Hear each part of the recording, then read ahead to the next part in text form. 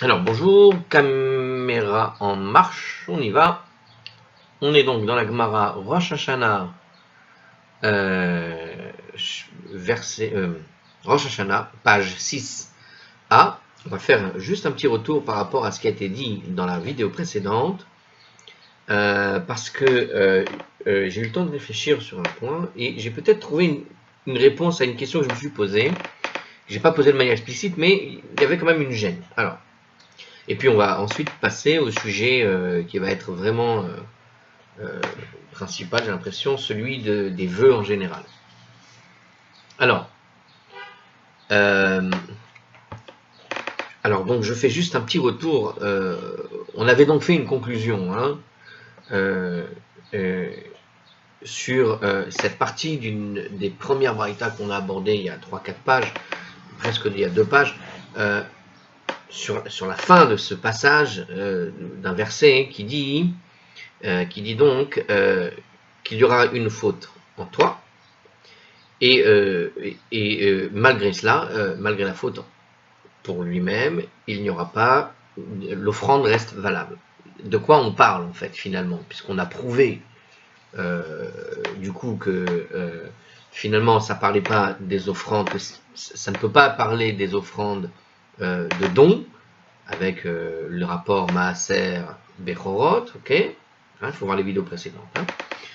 On a vu que ça n'était pas non plus lié finalement au sacrifice d'apaisement, puisqu'on a montré que donc ces deux catégories, apaisement ou offrande de cadeaux, d'accord, sont des choses qui ont déjà été finalement, qui auraient pu être déduites ailleurs. Donc, quand il y a écrit il n'y aura pas de faute en toi, mais le sacrifice est encore valable, on ne parlait pas de cela, parce que cela, on sait qu'il reste valable, on les a vus, on a réfléchi sur d'autres expressions de la Torah qui montrent que finalement, ces choses-là, on avait déjà déduit. Donc ça ne vient pas de là. Donc qu'est-ce que veut dire il y a une faute en toi? Donc quand il y a écrit comme ça, il y a une faute en toi dans la Torah, c'est pour quel cas particulier? Et on avait donc donné une conclusion à propos de l'épouse. Qu'il existe donc une règle, une sorte de règle divine, où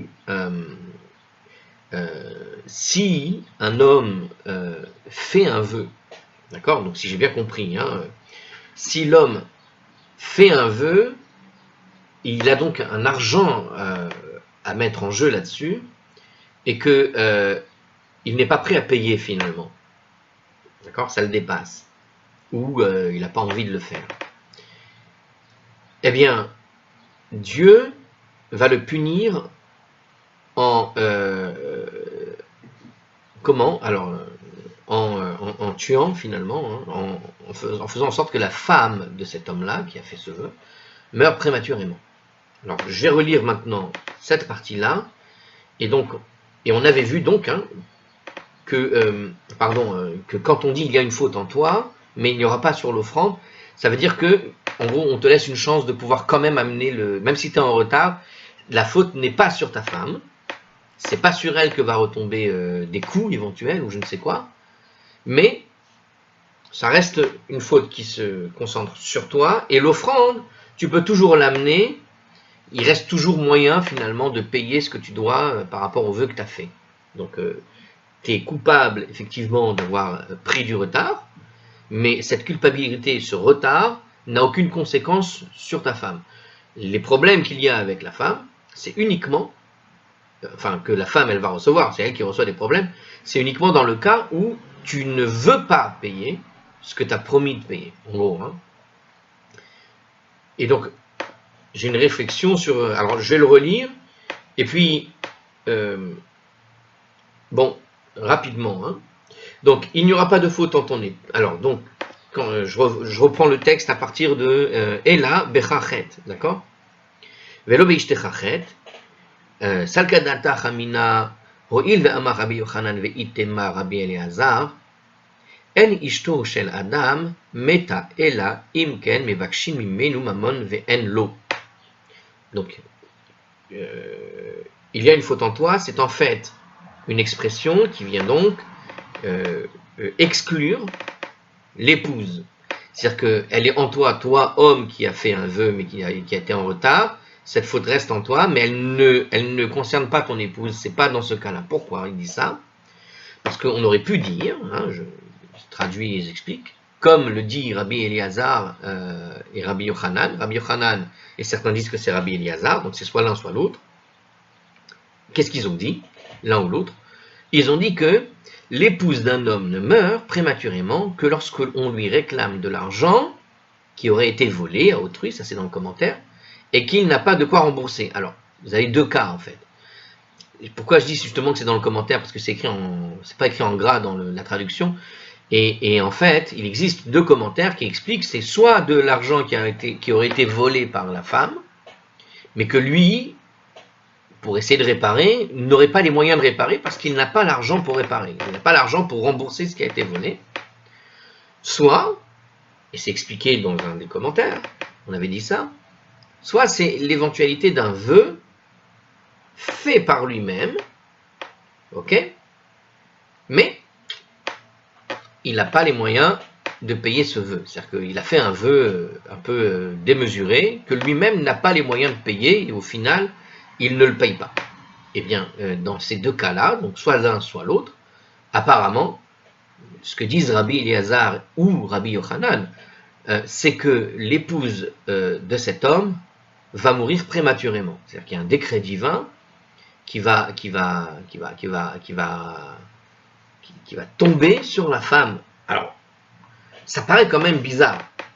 Alors, juste, je termine donc ce tout petit passage parce qu'on va partir après sur autre chose, mais je vais quand même expliquer donc ce morceau. Hein. Alors, chez Nehemar, comme il est dit, hein, toujours selon soit Rabbi Eliezer, soit Rabbi Yochanan, comme il est dit, Im en lecha lishalem lama yikach mishkavcha mitartecha.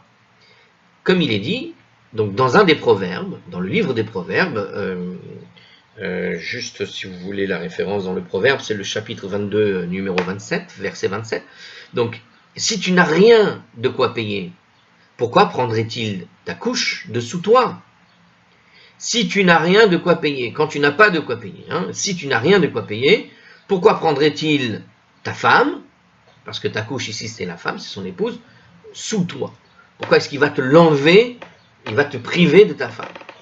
Donc c'est l'idée de la mort prématurée dans l'explication que donne Rabbi Yochanan ou Rabbi Eliezer. Donc, et donc de quel cas on parle? C'est ça, c'est soit donc une femme qui aurait volé, soit et lui n'a pas les moyens de payer, soit donc c'est une sorte de don qui avait été prévu par un homme, qu'il avait promis de faire, une sorte de vœu qu'il a promis de donner, et voilà que donc c'est une offrande qu'il avait promis de donner, d'envoyer, je ne sais quoi, et finalement il ne le fait pas, il ne le fait pas du tout. Hein, on n'est pas dans un cas de retard seulement, hein, on est dans un cas où il ne le fait pas du tout. Dans ce cas-là, la femme, s'il ne le donne pas, s'il n'a pas de quoi rembourser, payer, la femme meurt. Mais ce que nous dit justement donc le passage de la Torah, quand tu es en retard, il y a une faute en toi. Cette faute en toi fait que l'offrande reste valable malgré tout, et donc ta femme n'est pas concernée par ce sujet. La faute, elle n'est que en toi, pas sur ta femme. Il n'y a pas de problème avec ta femme, ne va pas chercher des noises. Alors, c'est ce qu'il dit ici, donc j'aurais pu dire que pour cette faute, qui constitue une transgression du commandement de ne pas retarder, son épouse aussi meurt. Eh bien non. La Torah nous a donc informé ce que on vient d'expliquer, c'est-à-dire la faute, elle est en toi et en toi seul. Il n'y a pas, tu ne mêles pas ta femme là-dedans. Alors maintenant, on peut quand même poser la question, et donc c'est ce que je voulais faire aujourd'hui, puisque j'ai peut-être un élément de réponse, après un petit Shabbat sympathique, il s'avère qu'il y a peut-être un élément de réponse qui est sorti dans ma petite tête. Mais est-ce que c'est ça la réponse? Je ne suis pas sûr. Il y a quand même une question qu'on peut se poser. Je fais juste un petit aparté. Ça peut arriver quand on fait de la Gemara, quand on tombe sur des choses qui peuvent choquer. Moi, personnellement, elle me choque cette chose-là. C'est quand même étrange de voir qu'une femme, finalement, elle prend pour le mari. Alors, si tu dis qu'effectivement, dans le cas du proverbe, quand il dit « tu n'as pas de quoi payer, pourquoi prendrait-il ta couche ?» ça parle du cas d'une femme qui aurait volé et toi tu n'as pas les moyens de rembourser. Bon, même dans ce cas-là, on peut se demander, mais attends, depuis quand un vol est puni de mort? Il n'y a pas écrit dans la Torah, et je ne me rappelle pas avoir vu quelque part que la punition du vol, c'est la mort. La punition du vol, c'est de rembourser.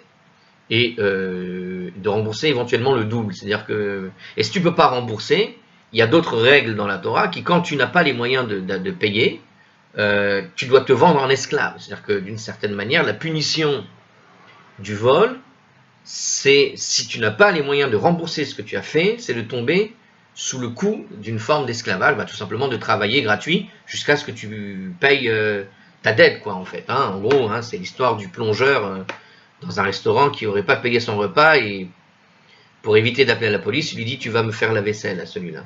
C'est un petit peu la même chose, quoi. Tu vas travailler, quoi, jusqu'à ce que tu puisses payer ce que tu as volé, quoi.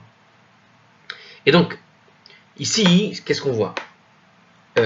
On voit quand même quelque chose qui n'est pas normal. Personnellement, c'est pas quelque chose que tu as l'habitude de voir dans la Torah, que finalement une tierce personne reçoit les coups à ta place pour quelque chose que tu n'as pas fait. Alors si c'est le vol, c'est vrai que c'est elle qui l'a fait. Mais même quand c'est elle qui le fait, ça, je répète, ça reste quand même quelque chose d'étrange. C'est pas dans la logique de la Torah que Dieu finalement prenne la vie de quelqu'un pour une chose qui peut s'arranger, surtout par l'argent. On pourrait, je veux dire, la Torah aurait pu proposer qu'il parle à sa famille ou je ne sais quoi, qu'on puisse l'aider puisqu'il y a un risque. Qu'on discute, qu'on fasse, je sais pas, moi, des prélèvements chaque mois, ou je ne sais quoi, tu vois, il peut y avoir d'autres solutions qu'une mort prématurée. Donc c'est assez étrange. Alors, et puis le deuxième cas, c'est encore plus étrange, parce que le deuxième cas que les commentaires ici te disent, c'est que ça aurait pu être le problème de l'offrande, justement, c'est-à-dire quelqu'un qui devait prévoir une offrande, qui avait prévu un don en argent, et qu'il ne va pas s'acquitter de cet argent. C'est-à-dire qu'il a décidé, soit il ne peut pas payer parce qu'il a promis trop, soit il ne peut pas payer parce qu'il n'a pas les moyens de payer ce qu'il avait promis. Et donc c'est même plus une question d'être en retard, c'est de ne jamais payer finalement le dû qu'il avait, qu'il a dans la dette. Il a une dette morale, c'est-à-dire qu'il a promis une certaine somme et il ne la donne pas. Voilà. Donc, est-ce que il y a une explication à comment on peut arriver à quelque chose comme ça dans la Torah? Comment une chose est-elle possible dans la Torah, sachant que c'est pas tout à fait comme ça que la Torah réfléchit pour tellement de lois? Pourquoi dans ce cas précis, parce que c'est assez précis, ça se passe comme ça? Alors il y a peut-être une réponse. J'ai trouvé peut-être une réponse. Je ne sais pas si c'est une bonne réponse. À vous de juger. Et puis on s'arrêtera sur la vidéo. On reprendra la vidéo d'après pour faire la suite. Alors la réponse éventuelle de ce cas-là, donc dans quel cas? Alors dans la Torah, on a déjà vu en fait un cas où finalement une femme est morte prématurément. Dans quel cas, dans l'histoire de la Bible, dans la Torah, on voit un cas où effectivement la femme meurt prématurément. J'ai réfléchi comme ça. Et qui meurt prématurément? Ceux qui connaissent un peu l'histoire de la Bible, c'est que Rachel est morte prématurément. Rachel est morte prématurément. Rachel. Comment elle est morte? Qu'est-ce qui s'était passé? Quelle est l'histoire qui entoure la mort de Rachel? Elle est morte en donnant naissance à Binyamin. Mais comment une tzadékette, une sainte, meurt prématurément pour cette... Qu'est-ce qui a fait que finalement elle parte si tôt? C'est quand même étrange. Et la réponse, elle vient de ce qui s'était passé avec Lavan. Alors on se rappelle que Yaakov a travaillé pendant 14 ans pour Rachel. Rachel, c'était pas juste une des femmes de Yaakov.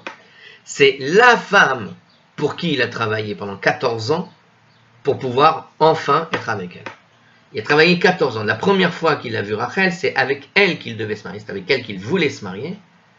Et Lavan, avec ses histoires, ses entourloupes, etc., a fait traîner la chose pendant 14 ans. Comment? Il a réclamé de Yaakov qu'il travaille, et Yaakov va travailler sans recevoir le moindre salaire. Hein, on se rapproche du problème d'argent et on va vous allez voir. Donc, Yaakov va travailler sans recevoir le moindre salaire pour pouvoir se marier avec Rachel. Pendant 14 ans. Donc, il se fait... c'est-à-dire que le paiement de la dot pour pouvoir se marier avec Rachel, ça a été le travail qu'il a fourni durant 14 ans. Et alors, au départ, c'était 7 ans de prévu. Il avait accepté. Et puis, entourloupe de Lavan, qui avait mis Léa à la place de Rachel, Yaakov étant pas content, et pour l'honneur des uns des autres, a accepté de travailler encore 7 ans supplémentaires pour se marier avec Rachel. Et donc, il fait 14 ans de travail sans aucun retour d'investissement ni rien. Il travaille, c'est tout. Il n'y a pas un sou qu'il gagne. Bien, ça c'est pour parler de cette histoire-là avec l'idée des problèmes d'argent. Regardez bien. Maintenant, qu'est-ce qui se passe? On a un Yaakov, au bout, alors après ces 14 ans, il va travailler 6 ans supplémentaires, je crois, hein, 6 ou 7, je ne sais plus, mais 6 ans supplémentaires, cette fois-ci à ses frais. Il négocie une sorte de contrat avec Lavan qui va le rendre très riche. À force de devenir de plus en plus riche, les frères de Rachel et tout ça, alors, ils deviennent de plus en plus jaloux. Lavan, de plus en plus jaloux, il voit la bracha que Yaakov possède, il voit combien il reçoit de Dieu. Alors, peut-être ils ne sont pas très croyants en Dieu, hein, Lavan et compagnie, mais il voit bien que Yaakov a des facilités et qu'il gagne. Pendant 14 ans, il avait travaillé pour le compte de Lavan, et puis dès qu'il travaillait pour son compte, soudain, il voit vraiment la richesse s'emparer finalement de Yaakov. Et ça crée une jalousie énorme. Et le texte le dit, je veux dire, Yaakov est obligé de fuir. Il est obligé de fuir parce qu'il a vu dans le regard des beaux-frères et de Lavan, son oncle, il a vu un regard de haine qui risquait de conduire à beaucoup plus grave que ça. Et comme Lavan est un roublard, tu sais jamais ce qu'il peut inventer pour arnaquer Yaakov, qui est très juste et très droit, justement.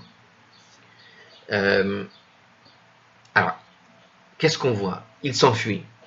Mais en s'enfuyant, il va se passer quelque chose. C'est là qu'il va se passer un drame, en fait. Il va se passer 2 drames. Le premier drame, ça va être Rachel qui vole les statues de Lavan. Alors certains disent, pour l'histoire, que les statues étaient des statues de fertilité, que comme Rachel n'avait pas les moyens, elle n'arrivait pas à avoir d'enfants, elle n'en avait eu qu'un, et encore sur le tard, c'était le dernier, alors que Léa, il y avait eu toute une histoire où Rachel a fait marier Yaakov avec sa servante, etc. Au final, il se retrouve avec 4 femmes, mais justement, toute cette histoire de servante était là parce qu'elle n'arrivait pas à avoir d'enfants au départ. Hein? C'est-à-dire que son incapacité à avoir des enfants, elle s'en est plaint à Yaakov, et Yaakov lui avait répondu, mais je ne suis pas Dieu pour te faire des enfants. Tu vois bien que les autres femmes ont des enfants, mais toi tu n'arrives pas. Donc ça ne vient pas de moi le problème. Bref, il y a ce problème de couple qui entoure un peu l'histoire de Yaakov, où il voudrait bien avoir des enfants avec Rachel, il fait ce qu'il peut, mais il n'y arrive pas, et elle non plus. Et elle est jalouse de sa sœur, elle est jalouse des 2 autres, de sa servante et tout, qui ont réussi à avoir des enfants avec Yaakov. Bref, et donc, pris dans cette espèce de climat, alors elle a finalement eu Yosef, et ils vont partir. En partant, elle a une idée. Cette idée, c'est de prendre les statues de son père, pour 2 raisons. La première raison, c'était, en fait, pour faire comme Abraham. Abraham, vous vous rappelez, alors lui, il n'a pas pris les statues, il les avait cassées. Il avait mis un bâton dans la grande statue en disant à son père, « Ah, c'est pas moi qui ai cassé, c'est la grande statue qui a cassé. » Pour essayer de prouver justement les bêtises que son père avait on pourrait dire, d'avoir des statues. Bref, elle a voulu faire un petit peu comme Abraham, mais pas complètement quand même. Parce que certains quand même lui reprochent, dans certains commentaires, que c'était des statues de fertilité et que peut-être elle a voulu utiliser ces statues comme une sorte de ségoula pour avoir des enfants. Bon, alors, ça c'est pas très bien, hein, de base. Alors, soit elle l'a fait avec l'idée de voler à son père pour que son père se détache de la Vodazara, de l'idolâtrie, soit elle l'a fait avec un état d'esprit qui est proche de l'idolâtrie, une sorte, voilà, qui consistait à essayer d'avoir des enfants par le biais de ces statues. Alors, on pourrait dire, on peut arranger ça en disant que, en prenant les statues de fertilité de son père, pour le lui priver à lui, elle a cherché une sorte de ségoula pour que, voilà, en enlevant l'idolâtrie liée à la fertilité, peut-être Dieu va lui accorder de la fertilité, ce qui est déjà une pensée plus juste. Bon, c'est une des solutions, des raisons pour laquelle. Enfin, le drame, il n'est pas là parce que le vrai drame, il est où? Il est qu'elle ne va pas le dire à Yaakov, ça. Et certainement que Yaakov n'aurait pas été d'accord. Parce que connaissant Lavan, oh là là, quelle arnaque pourrait sortir de la tête de Lavan pour essayer de le coincer sur un tel sujet. Et justement, voilà ce qui va se passer. Donc, elle va garder ses statues, et elle va les cacher. Elle va les cacher en dessous d'elle, justement. Elle les cache en dessous sur son chameau, ou je sais pas, ouais, cheval, chameau, peu importe. Elle le cache comme ça, et Lavan, le lendemain matin, quand ils sont partis en fuyant, quoi, il était en train de fuir, parce que bon, allez, ça fait 20 ans qu'on est là, ça y est, stop. On retourne en Canaan. Et voilà que Lavan se rend compte le matin qu'il n'y avait pas de statue. Et il se rend compte aussi, évidemment, que Yaakov est parti. Cause à effet, évidemment, si les statues sont parties et que Yaakov est parti, Yaakov a volé les statues.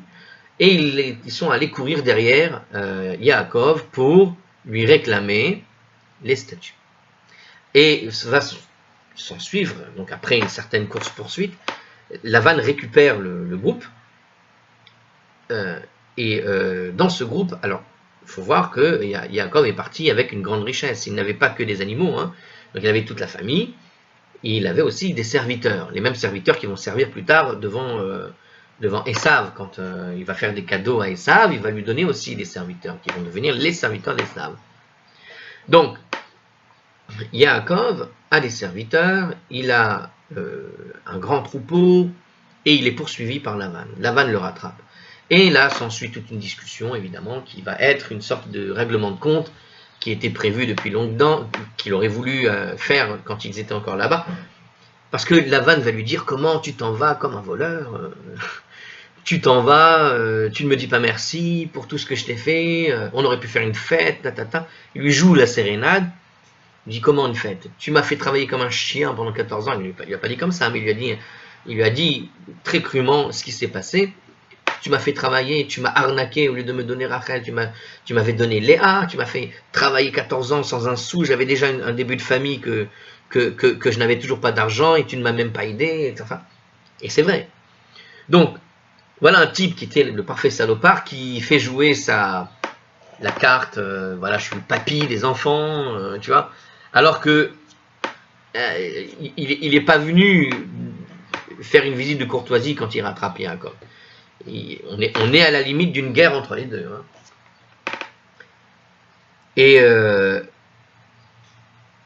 Et voilà que arrive le sujet évidemment des statues. Lavan va lui dire, bon, très bien, ok, allez, on fait la paix, c'est pas la peine de se disputer. On fait la paix, juste, il faut savoir que dans le Sefer Yachar, qui est un livre de Midrash, on raconte que juste après cet épisode-là, qu'est-ce que va faire Lavan? Il va envoyer ses fils prévenir Esav. Et c'est ce qui explique dans la paracha d'après, que Esav arrive avec 400 hommes pour faire la guerre, en fait. Hein. 400 hommes, c'est une armée, quoi. Hein, pour attaquer une famille avec quelques serviteurs, on appelle ça une guerre que préparait Esav. Mais qui va prévenir Esav? Les enfants de Lavan, que Lavan a envoyé. C'est-à-dire que quand ils se sont séparés, soi-disant accolade, allez, on s'en va, chacun pour soi, chacun fait sa vie, très bien, allez, salut, à la prochaine, ou plutôt à jamais. Qu'est-ce que va faire Lavan? Lavan envoie des serviteurs, il envoie ses fils vers Esav pour aller prévenir Esav que Yaakov revient en Canaan. Et il a fait ça avec intention que Esav vienne pour les attaquer. Et voilà le grand-père que c'était. Ah, le grand-père qui est là à faire des papouilles à ses petits-enfants, est en train de prévenir l'ennemi de Yaakov pour qu'il vienne le tuer, lui et toute sa famille. Voilà le genre de... Voilà qui est Lavan. Maintenant, ce Lavan, regardez ce qui se passe. Il réclame les statues. On est en face d'un problème. Qu'est-ce que va faire Yaakov? Il va se passer le gros problème, qui peut-être est la raison pour laquelle il y a ce qui est écrit ici dans la Gemara. Et j'ai l'impression. Yaakov, il va prononcer une malédiction contre la personne qui a volé. Il ne sait pas que c'est Rachel. Peut-être, vous savez, peut-être qu'il a imaginé, un de ses serviteurs a pu, je sais pas, c'est des gens de là-bas, donc peut-être qu'un de ses serviteurs est allé fouiner dans le bureau de Lavan, dans la tente de Lavan, et là-bas il lui a pris les statues. Enfin, il ne sait pas ce qu'il s'est imaginé. Alors il a d'abord dit, écoute, jamais personne de chez moi aurait fait ça, jamais moi, monothéiste, le seul, limite le seul, parce qu'il y a encore Yitzhak, mais à part ça, voilà, il y avait Abraham, Yitzhak, Jacob. Comment tu m'accuses de faire un truc comme ça? Moi, idolâtrie, mais jamais.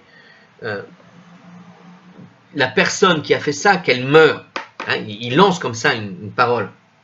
Alors, on va voir que lancer des paroles comme ça en l'air, ça peut se rapprocher d'un problème de vœu. On est en face du cas finalement que la Gemara propose. On a deux cas comme ça. Soit ces deux interprétations qu'on a vues tout à l'heure dans cette phrase, que quand Rabbi Yochanan et Rabbi Eliezer disaient que l'épouse d'un homme meurt lorsqu'on lui réclame l'argent qu'il n'a pas. Regardez ce qui se passe ici. Dans notre histoire avec Yaakov, Yaakov va lancer une sorte de malédiction. Il faut savoir que Yaakov, après cette histoire-là, il va y avoir la rencontre avec Esav, il est en torpeur, et pendant la nuit, il va se battre avec un ange. Et cet ange va lui blesser à la hanche. Et depuis, parce que Yaakov a été blessé à la hanche, on ne mange plus le nerf sciatique. Ça veut dire que de cette histoire-là jusqu'à aujourd'hui, il y a des conséquences.